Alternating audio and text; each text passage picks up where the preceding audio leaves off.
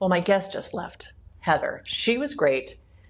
Super interesting viewpoint. I asked her to be on the show because she used to be in a very, very, very, very tight-knit religious community, and she decided to leave it. And so how did that go? And we've all been in situations where all of our friends, all of our social life is sort of pre-made, college or work, whatever. And then you're stuck, with this vacuum, this empty space in this time. What do you do to fill it? Well, Heather had a ton of great ideas, and she had at least one failure. So that's always the best one, though, isn't it? The failures. But let's back up. This is how it started.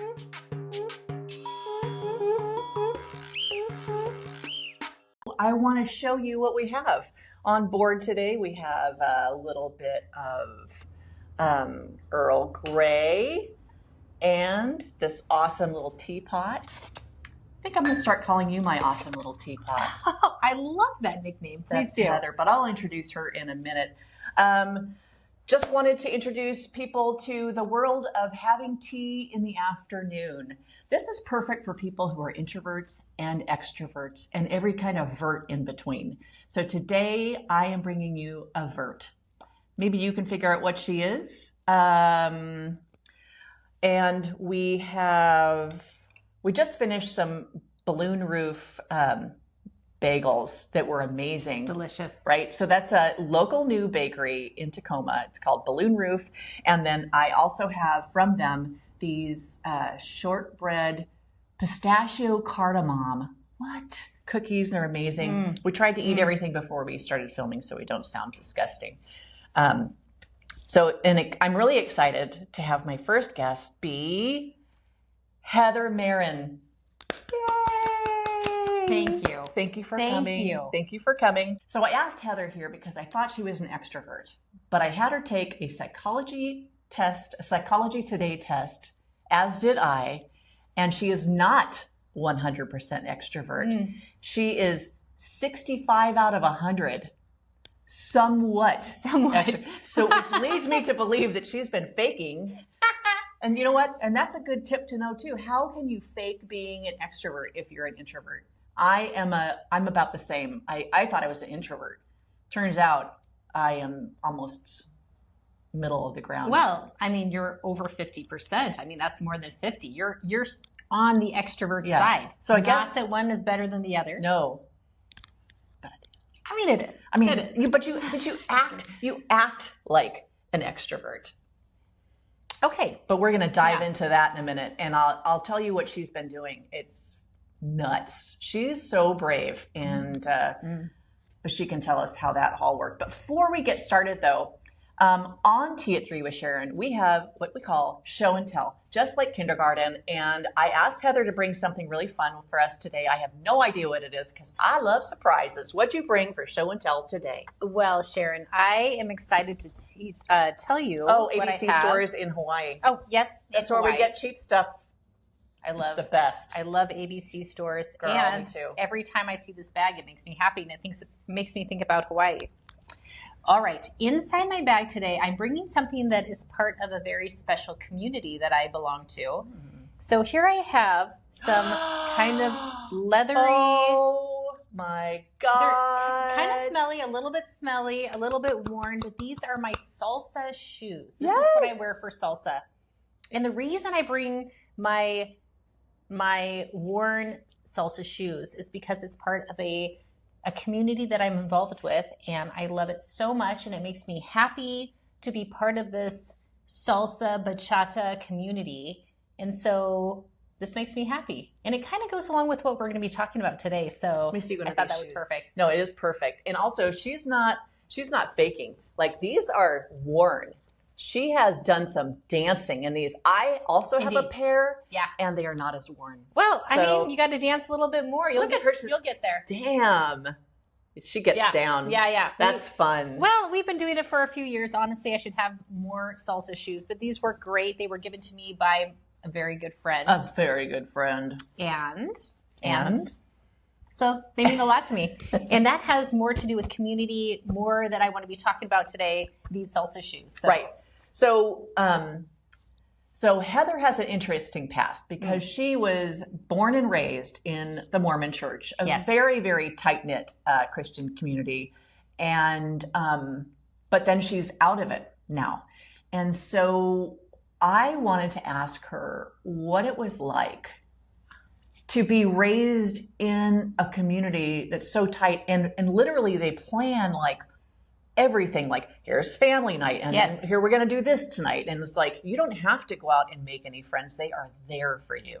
Yeah, which is great. I think a lot of people love that aspect about being Mormon or LDS, however you want to put it. Or LSD.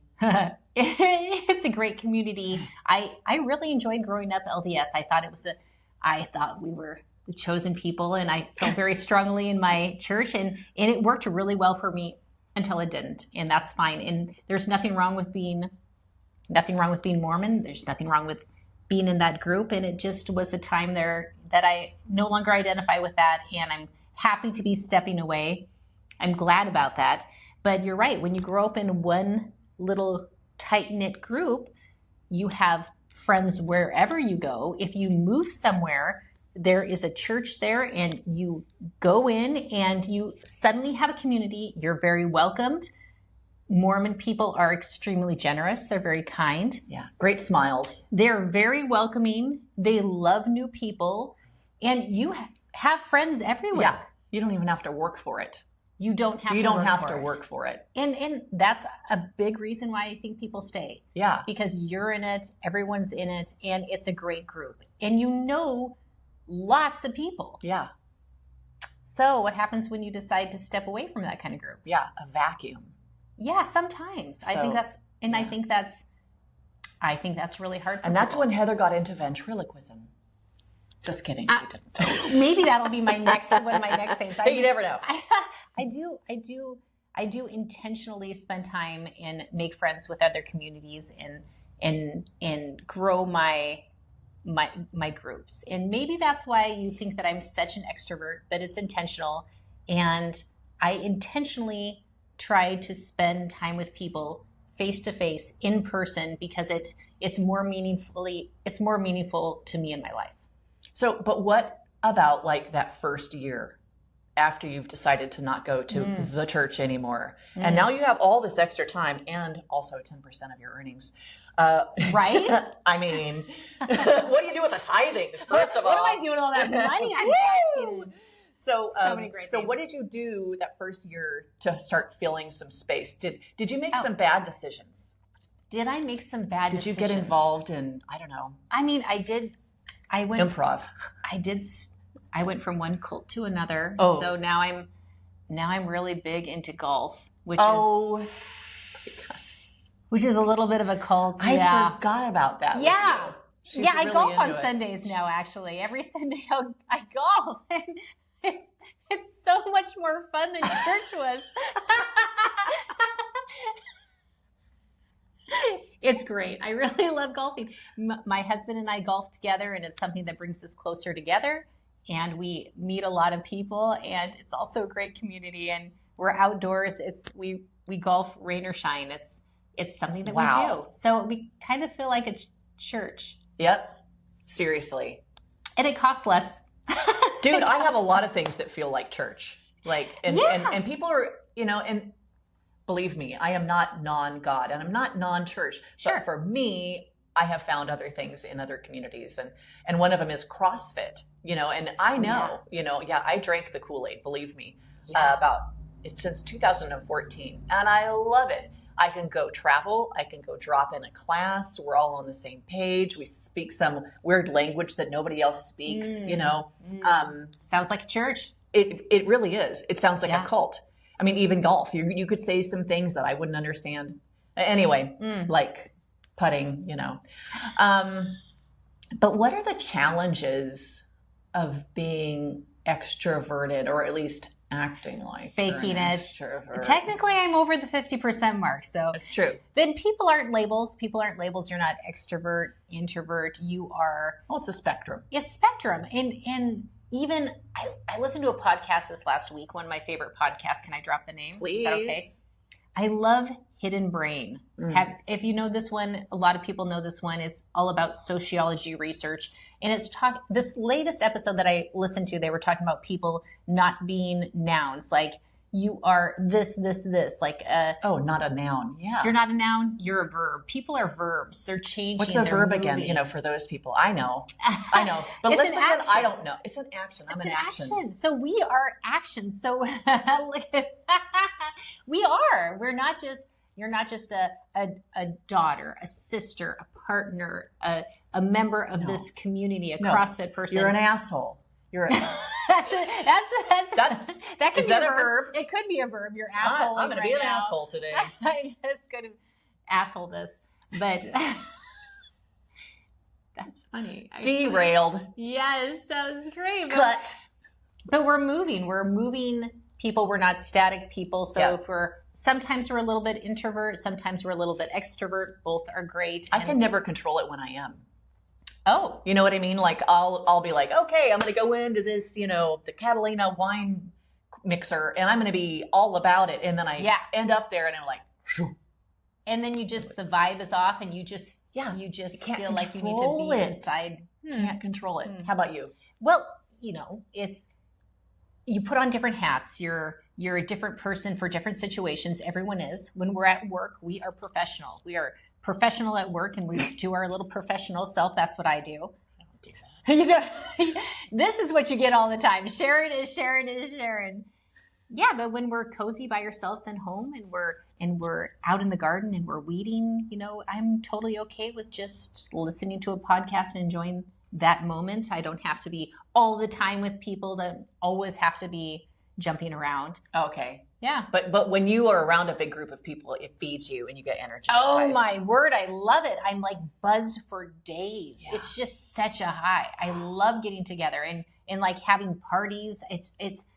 I'm buzzed for a week. Wow. Oh, it's great. Do you get excited leading up to the party? Oh, it's a lot of work. So it's a lot of stress, all the preparations involved with the party. So, but yes, I'm excited. I like to plan it. I like to anticipate it. I like to make sure everything's in a row. And then getting together it makes me feel so alive.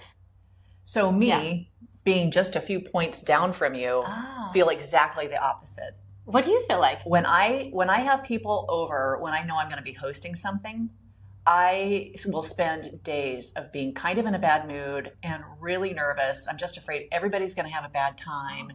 And after the event, and it's like a blur, and then after the event, I'm just exhausted. And I could please, Netflix all day. I could barely move. But the funny thing is that's why the afternoon tea works for me. I'm totally not stressed about it. And you always think I'm a great host, and I'm not. It's just tea is so easy to do. You get some snacks. You get a tea, or if you don't like tea, get coffee, get, I don't know, whatever you want. And you can spend 20 minutes to an hour. You could do it in a restaurant. You could do it over the phone. It's just so, to me, it's like a laid out form that I can handle. Also, it's intimate. I like intimate gatherings. So is this more enjoyable to you than a larger gathering? Because when you described having a party and the bad mood that leads up to it, the blur, and then the exhaustion afterward, where was the fun? No, it's obligation. Oh, wow. Yeah, it's all obligation. Oh. Yeah. Because I had the big house back when I was married with kids. You were the one that was hosting. I hosted because you had the big house. And I hated it every year.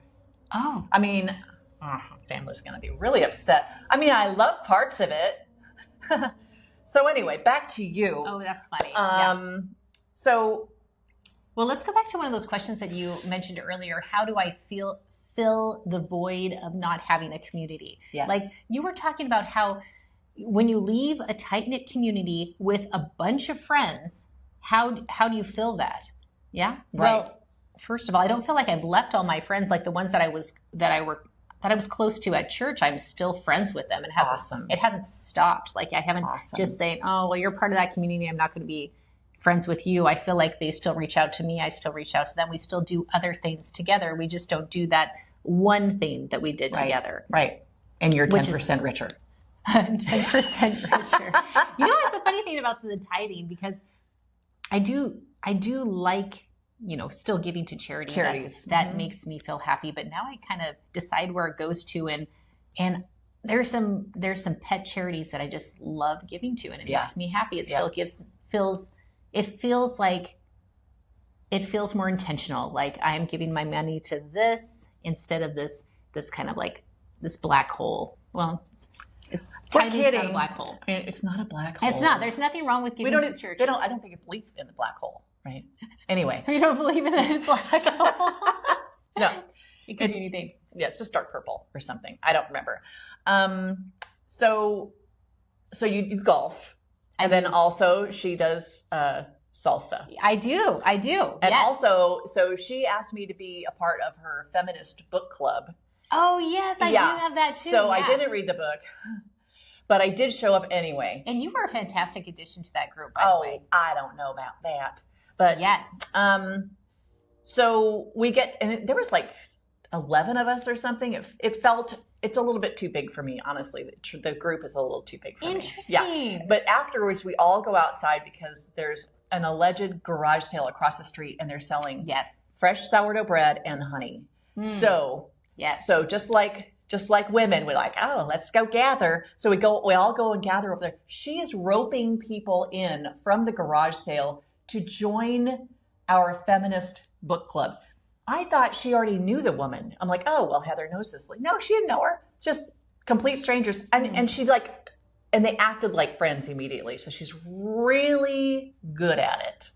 Oh, yeah, I guess so. I don't feel like I have a lot of I don't know. Have you ever heard of this kind of phenomenon that some people cannot recognize faces? Like they will know people. Yes. It's a real thing. Are you? No, I feel like I'm the opposite. Me like too. I feel like I see people and I feel like, wait, don't I know you? This happens to me all the time. Yes. That I walk in somewhere and I see someone, I'm like, everyone looks familiar to me. Like they all seem like friends. And I will often walk up to people and say, don't I know you? Because they seem so familiar. And we exchange it. We try to figure it out. Yeah. Where do you work? We don't know each other. Okay.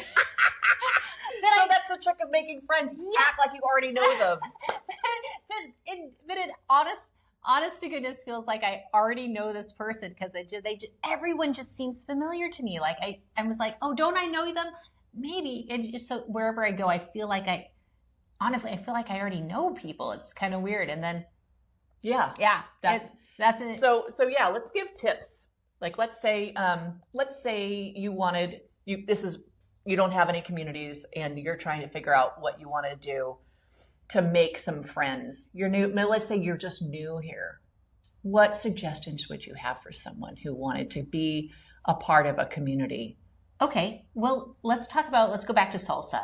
How I started in the salsa community, which is a very welcoming community, but can be very intimidating if you didn't dance. I had never salsa before. Love it now, but a girlfriend and I, the one who gave me the shoes, shout out to Gail. Hi, Gail. Is that Oprah's Gail? Don't drop names. It's so tacky. Don't be tacky. Gail's the best. Gail. And we took a dance class together. We actually started out with swing dancing, swing dancing, because I thought I would like that. I'd done it before, had a good time. But then she said, let's do salsa. And I'm like, I don't really want to do salsa. Let's just take some lessons. Let's do some salsa lessons. That's where to start. Just take a class, any class. It can be salsa or whatever. Pick a class, yoga class, anywhere. There's communities everywhere. So we took salsa lessons for a while, learned the basics. Then it just grows. You meet other people, met tons of awesome people salsaing, and there's a whole community. There's a whole WhatsApp group for the area. Anyone has this kind of stuff. And so WhatsApp groups. Was that? Yeah, WhatsApp groups. WhatsApp groups. That's a lot of fun. When I first moved here to the Pacific Northwest, as I said, I had a hard time making friends, mostly because I just didn't want to. But my kids are like, Mom, you got to make friends. I'm like, but I have my partner. Isn't he good enough? No, you have to make other friends. And so that's so funny. I know. So I went on a meetup. I went on a meetup. It didn't go well. I'm going to be honest with you. What was it? What kind of meetup was it? It was a women over 55 looking for friends. So That's so distinct. Like it's so narrow. I know, it's hilarious. So narrow. And it's funny that there's a group for that. So whatever That tells you. Whatever you want to even try, there's a group for it. There's a group for you. Yeah. And so you went to this meetup group, and how did that go? We met at a comedy club because I love comedy. And Yeah. I thought, perfect. You know, I mean, Yes. who could go? But the woman who had planned it didn't like comedy. She sat there the whole night like this. What a mood killer. Seriously. Like, what are you doing? Why did you set it up here if you hate funny? Anyway, Maybe so I she just was didn't trying click. to, okay. So I that didn't was a wash. Yeah. Have you had any big fails with trying to make friends or trying to get out there into new communities? Have there been any communities that you've joined that you're like, uh-oh? Yeah, actually. Yeah. There's one. And it wasn't really a fail. It was just not the perfect fit. Yeah, that's what we say. Do you know what dragon boating is? Oh my God, no. Oh. Can't wait to hear about it. Oh, it's first of all, fantastic community if it's a good fit. And there are these long boats. They're like huge canoes. And they No, I can't. Canoe? Good one. I'm Good sorry. one, Sharon. It's like 16 Yeah. people. And you meet at a specific time. You hop in this huge canoe. You have one paddle and you have a partner here. And there's someone who calls out the directions like row. I don't remember what the thing is, like stroke, something like that. Or maybe they just count 1, 2, 3. It's an intense workout. It's outside. It's gorgeous. It's on the water. It was beautiful. Loved it. The only issue was everyone was in their 60s or 70s or I swear even 80s, Wow. which wasn't bad. No. They kicked my butt. They were so much. So annoying. Oh That's my so word. annoying. I was dying after the first 10 minutes. I'm like, my shoulders, my arms, and all these people who are considerably older than me, they were no problem. Yeah. No problem. And Yeah. I was like, they're kicking my butt. Oh, And they were super welcoming. I loved it. I would definitely go back. it just but wasn't your peeps. it just wasn't my peeps. Not that there's anything wrong with people No, at that age. 'Cause they were absolutely not. amazing. So active, very young, but just not the right fit. Well, sometimes we're just in different parts of our life. Sure. You know, Sure. like somebody who's really young in their 20s will be in a certain different part of their life than somebody in their 40s. You know, Yes. so not that you have to be age specific, but it does kind of matter in terms of what you're doing in your life and who you want to hang out Oh, with yeah. and what you want to do and Yeah. how active you're going to be. And Sure. like you need to like be with slower people apparently than the 80-year-olds. I do. I need But to. she also belongs to a hiking group.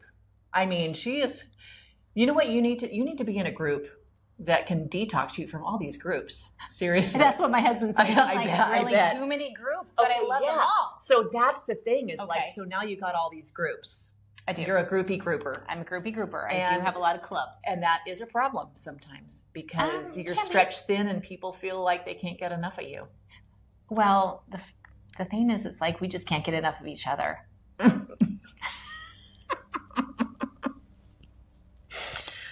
We have a lot of good groups together, don't we? We do. We We do. do. Do you want to talk about it? I feel like you want to talk about it. Okay.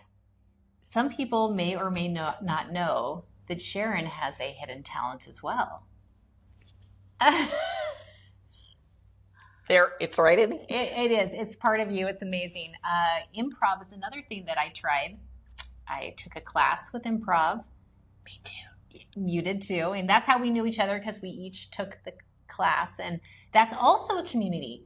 Everything is a community. It's an improv. And by the way, folks, next episode, I'm going to be interviewing a Viking improver. I mean, he's amazing. Oh, he's the We best. love him. And so we'll talk about the improv group, which is an amazing community builder. And that is what brought me to these new friendships and even having tea at 3. That's the whole thing.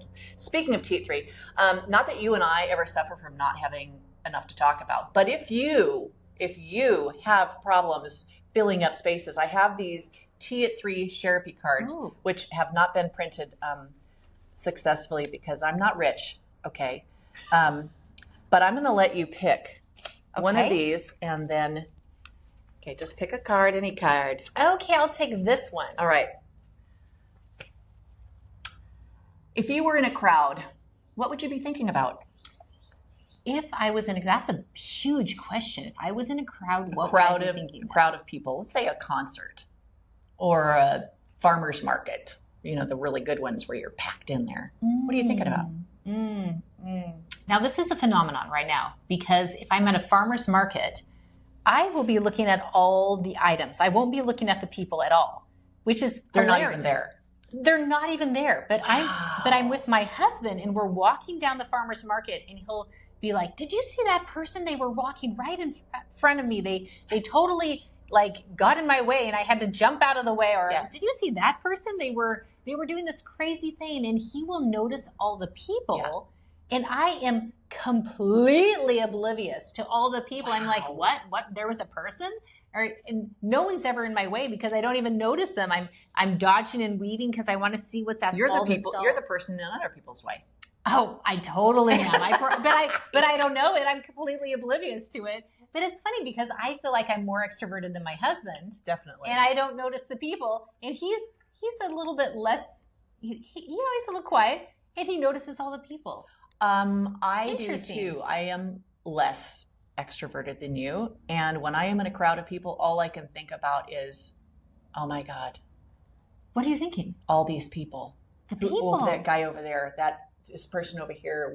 And how do I look? And am I doing the right thing? Am I walking the right way? Am I in their way? Really? Yeah, I'm completely obsessed with everybody around me. I don't even notice the people. And it's exhausting.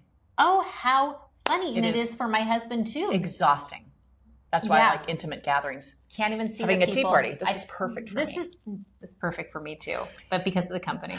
So it's really easy to have your own tea at 3. All you need is tea or something to drink. You need something to nibble on. If you can't bake it, buy it. And then you need a friend to share with. This is a really nice intimate gathering. It's very nice, and it's nice to have an actual conversation with someone. This is really nice. It's more meaningful than scrolling through social media. Yeah. This feels like a connection. Yeah. It is a connection. And also, if you're having tea with us right now, and I hope you are, I hope you felt the connection with Heather. And you have a good example of 2 different ways to look at being social and building communities. And so we want to encourage you to get out there and find a irrelevant meetup group or paddle your way into your 80s or 100% dragon boating, hiking, dancing, improv, art, church. Absolutely. Yeah. Go to a church if you want it. Oh my goodness. You can totally go to church, and that could be an extra layer too. Absolutely. And you don't have to marry something. You don't have to marry one group and always be part of it. I know. Life shift. That's right. Yeah. Yeah. Unless it's CrossFit, never give up. Just kidding. This was an amazing visit with Heather, and we got our show and tell. We got our Sherapy Cards. Yes. We had our snack, and we had fun. This was wonderful. Thank you so much for having me on the show today. I really enjoyed it. Thanks for joining us. Bye.